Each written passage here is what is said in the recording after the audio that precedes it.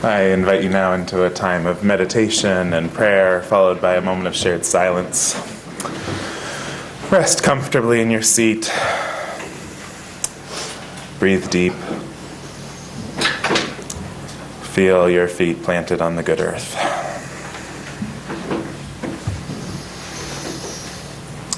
Some rituals and rites are marked with great pomp and ceremony, but sometimes our annual rituals slip by unnamed, woven seamlessly into the fabric of daily life, rituals like Mom's tulips. Sometimes we would go to the plant nursery with her, partake in that great decision-making, what colors, what shapes, what exotic and storied histories would this year's flowers bear. But more often, it would just appear one day, a mysterious paper brown bag in the fridge. No markings, not food, yet no question that it belonged, even taking up valuable real estate in our ever-crowded fridge. But most of all was the waiting and the fretting. It was a process shrouded for me in uncertainty. Did we pick the right planting time? Did the ground get cold enough? And how cold was that? Waiting in the spring, we always wondered for our small batch of a few bulbs on a city street. Would they make it? Were they even still there? Or were we perhaps waiting on bulbs that had already been digested by the deer who occasionally passed through? And in those final weeks when I would check every day to see if there was any sign of sprouting green, when my mom insisted that no, I could not check to see if they were still there, I thought often of those bulbs. Gardener Joan Barrell writes this: inside the bulb, deep in the heart, is a tiny bit of DNA which contains their entire history. The sunny, stony slopes of Turkey, the slow world of design and change in the flat fields of Holland, the exhilarating days when a single bulb was worth a fortune on the Dutch stock market, the famine days of 1945 when the Dutch dug them up to eat, and now the calm days of owning the Northern Hemisphere in the spring. Deep in the heart, a tiny bit of DNA which contains their entire history. And as our beings unthaw, what is spring revealing in you? What green shoots are you waiting for, born from the long history deep in your heart, a history planted in fertile ground long before you were born? Let us share a silence in that place, deep in the heart of the bulb. Let us share a silence of waiting, of anticipation for that which we long for to be revealed in our gardens and in our lives.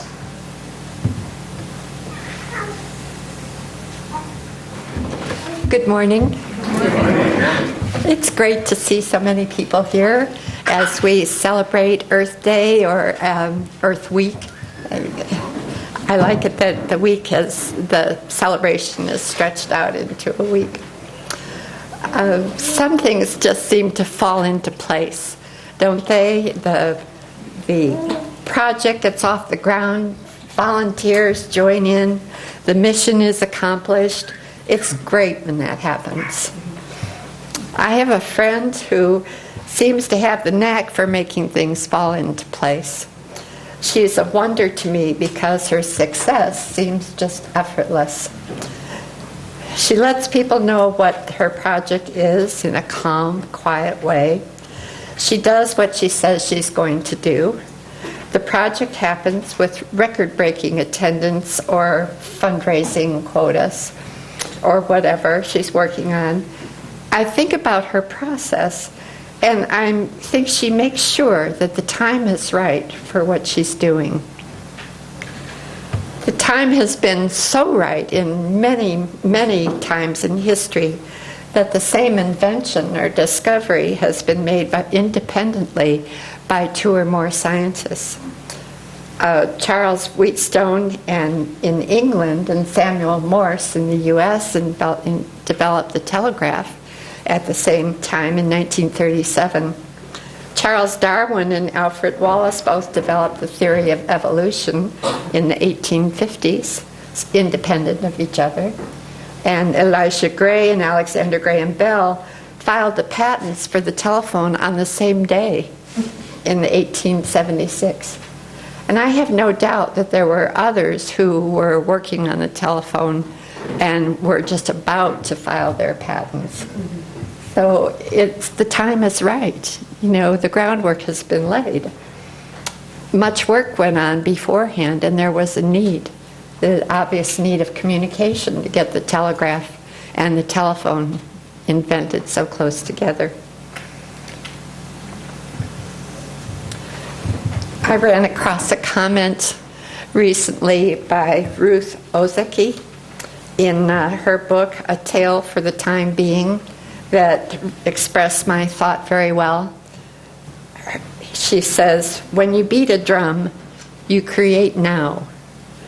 When silence becomes a sound so enormous and alive, it feels like you're breathing in the clouds and the sky, and your heart is the rain and the thunder. Don't you just feel the energy in that remark? The energy is accumulating and the silence of nothing being done. You know, she's describing a tipping point. Think of the tipping point being about husbanding the earth. The problems this old earth faces are serious. They're problems of survival. And we're no longer describing just the survival of plants and the butterfly. We could very soon be describing the survival of humankind. But fortunately for humanity, we're aware. Hopefully, the tipping point is being reached right now by a sufficient number of people to make a difference, to get rid of roadblocks. Roadblocks like special interest groups, threat of lawsuits, inaccurate, misleading information, or lack of funding. For example, think about the water problems on the West Coast. And yet, while you're listening to the scenario I'm about to tell you, pay attention to the timeline. Water dam after dam after dam have been erected from the Olympic Forest down to Mexico on U.S. rivers that flow on into Mexico. Obviously, damming the major rivers affects and controls water below the dam. 2 dams were built on the Elwha River in the Olympic National Forest, one in 1907 and the other in 1920. This is natural, logical occurrence due to the population growth in that area and the need for power. But what happened, as so often does with projects, is unintended consequences. The returning salmon and the other anadromous. That's a new word to me, anadromous. And does anyone know? It is fish that are born in fresh water and go out to salt water to live their lives and then come back to the fresh water to spawn. Well, the salmon could no longer do that on this river, and it was it's a big river, and it was a huge source for salmon. Indigenous people lost their food source, their main food source. Wood and silt nutrients piled up behind the dam, causing loss of habitat downstream, all of which lead to more and more problems. By 1940, the problems were obvious, and the very slow process of setting things right was begun. In May of 1986, Seattle Audubon Society, Friends of the Earth, the Olympic Park Associates, and the Sierra Club filed a motion for intervention and called for dam removal and a full restoration of the ecosystem. These groups, as well as the Lower Elwha Klamlem tribe and the National Marine Fisheries Service, were granted intervenor status in '86. By March of 1991, after the involvement of several other agencies, the General Accounting Office of the U.S. government concluded that dam removal offers the best prospects for fish restoration. In June of that same year, 91, 10 additional conservation organizations filed a motion for intervention. At last, in October 92, President George H.W. Bush signed the Elwha River Ecosystem and Fisheries Restoration Act. The Elwha Act called for full restoration of the Elwha River, the ecosystem, and native anadromous fisheries. In 2012, demolition of the dam began and was completed in 2013 on the first dam, the 1907 dam. During that time, the second dam demolition was begun, the one built in the 1920s, but it's not complete, and the area is not open to the public at this time. So how long did that process take? How many? 20. It was even more than that. It was from 1940, when the problem was first identified. It was 70 years. I share the story because I think it's typical of a situation that is bogged down in conflicting interests and inertia.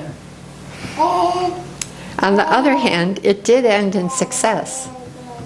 There has been restoration, and even before the first dam's project was completed, the salmon were running again. So I don't want to lose track of the fact there was success.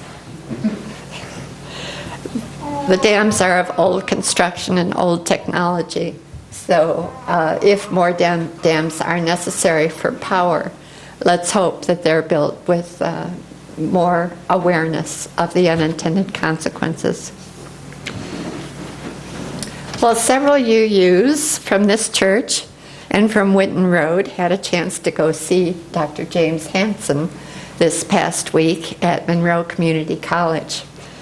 It was his talk was called Climate, Energy, and Intergenerational Justice. The first U, as a matter of fact, was a partner in bringing him here. It was the first U Environmental Committee on Divestment, and they had a table like we have here. I was proud to see our UU logo there, and so many of our UUs from both churches in the audience. You may be familiar with his work on climate change. He has devoted a number of years in his effort to bring truth to our understanding of the Earth's climate changes. So far, it's been a 40-year project for him. I was truly touched when he took time to talk about the monarch butterfly. He reminded me of a trip I took quite a few years ago through the Pisgah National Forest in North Carolina. I was driving, and we were on a 2-lane windy road through the Smoky Mountains. We came to a wall of monarchs. They stopped. We had to stop. I mean, you couldn't possibly drive through that. The monarchs were covering all the trees, the entire roadbed. They were everywhere, and it was just amazing.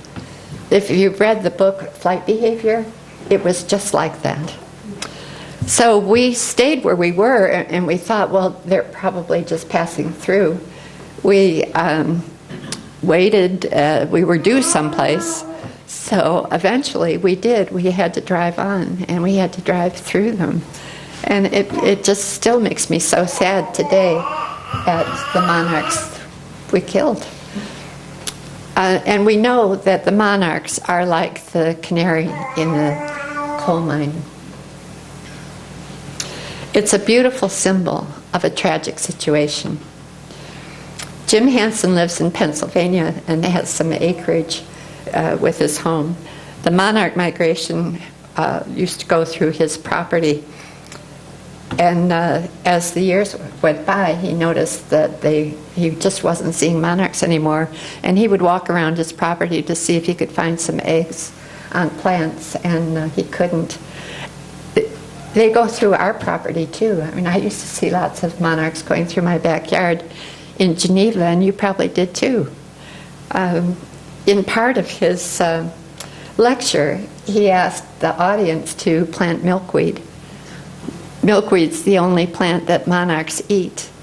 And if we did that, then perhaps the straggling monarchs would come and eat and lay their eggs. That would be a really good feeling, wouldn't it? Jim Hansen took a lot of heat for being outspoken about climate change. You might want to refer to a recent opinion piece he wrote, which you can find on the internet. It titled, "Renewable Energy, Nuclear Power, and Galileo. Do scientists have a duty to expose popular misconceptions?" That's what his career has been, and he has risked his career. He was head of NASA. Before that, he had other science research jobs associated with the government. And he's not giving up, obviously. This is 40 years later. Oh, as an aside, he also recommends a plant-based diet. That it would be a fast thing we could do to change the greenhouse gases in the air, to stop eating meat. There are success stories of the Earth's environment. Some are very small and wonderful. There are big successes as well. Brazil is an example. Brazil had massive deforestation going on, so farmers could plant soybeans, and that they have impacted that and reversed the trend. It's gone down, and it's actually gone down to the 1990 levels of deforestation.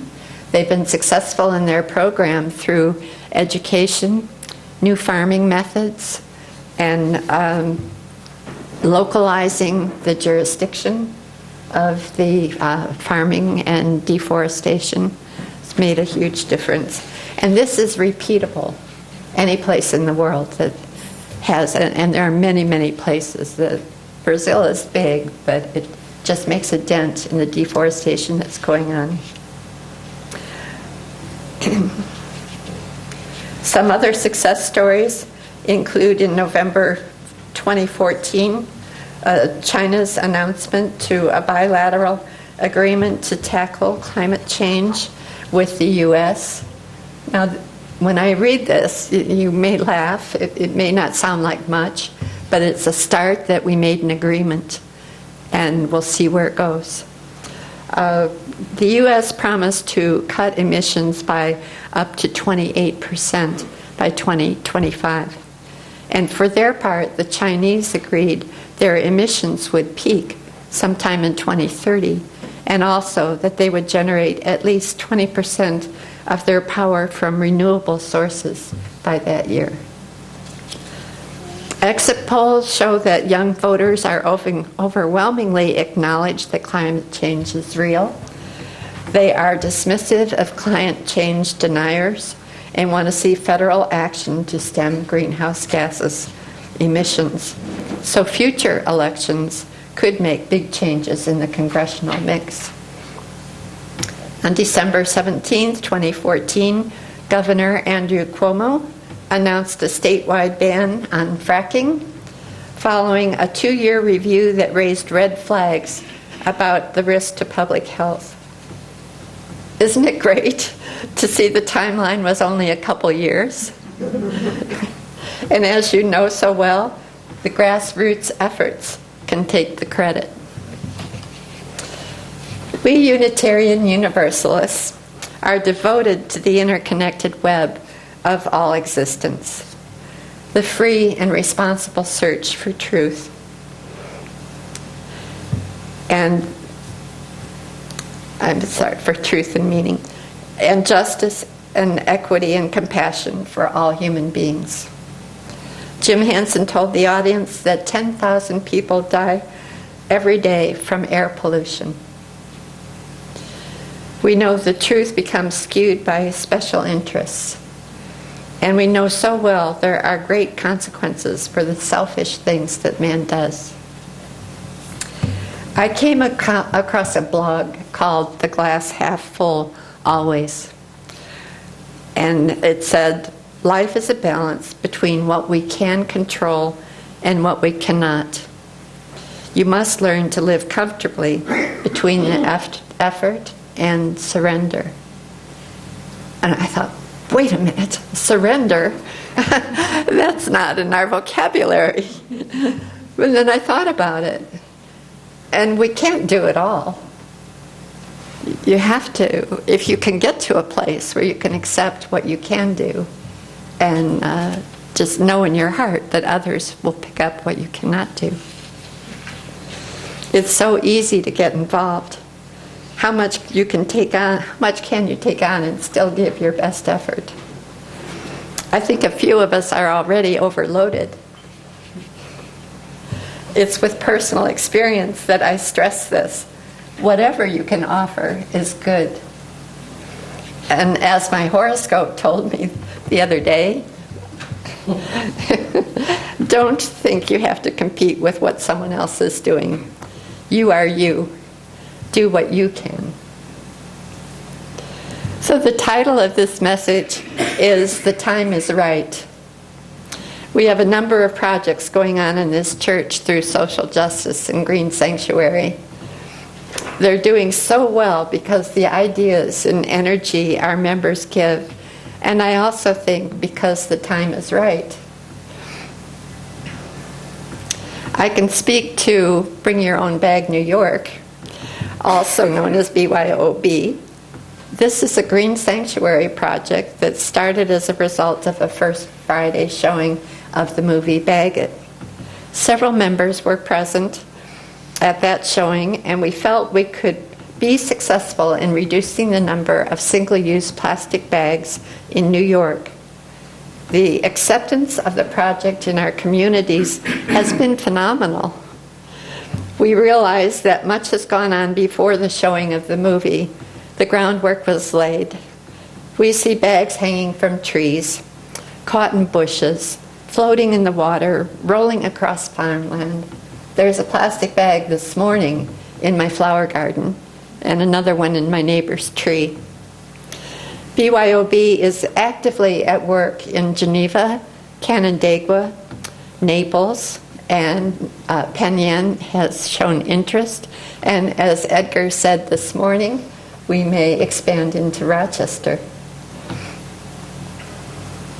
People working for us are environmentalists, activists, politicians, civic leaders, and just normal folks like you and me. The real activists in my mind, are the older generation and the young school-age kids. The elders of my age and older lived through World War II. We know about rationing, recycling, reusing, reducing. We planted victory gardens and shared the produce with neighbors. Nationalism was at a peak, as was sacrificing for others. We had fathers, uncles, cousins fighting somewhere in the world but didn't know where. And importantly, we knew why we saved tinfoil and string and rubber bands. We knew why we had oleo instead of butter and why sugar was limited. So here we are today, using things that are not good for the earth. We can stop that. And we are taking the easy way out to fuel cars, heat homes, run businesses. We can stop that too. Our elders know how to do this. Young people are learning about the environment in school. They're taught to recycle, reduce, reuse in school, probably in their homes. I hope in their homes as well, but we know the schools are teaching it. I believe they know far more than we realize about the condition of the earth today. They're primed to help make a turnaround. It's the middle age group that needs convincing. And I say this out of the experience of working for BYOB, talking to people, and seeing where we're getting resistance. And the only really angry negative comment I got was from a 50-ish guy. The middle age group has been living in an age of consumerism. It's been an age of using resources without making provisions, or maybe with a mindset of, well, we'll use them until they run out, or I don't know. That may be an overstatement, I'll give you that, but I'm sure other people, like Dr. James Hansen, have been hard at work studying and forecasting the future. I am certain the necessary changes are and will be from us. Our projects wouldn't take off as they do unless the time was right.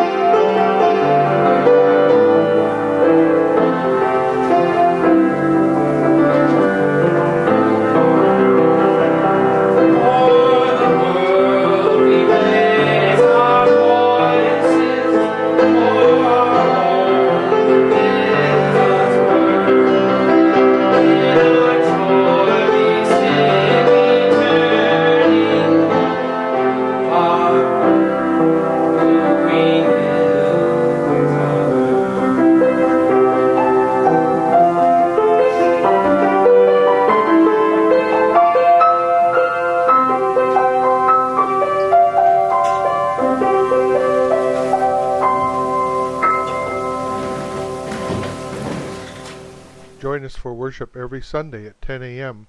at the Unitarian Universalist Church of Canandaigua, a welcoming congregation.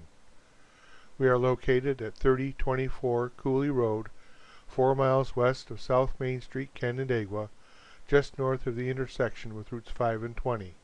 Look for the blue signs just before the turn. Your comments about this program or questions about the church are welcome at 585-396-1370 or at our website, www.canandaiguauu.org. Producer and editor, Daniel Brigham.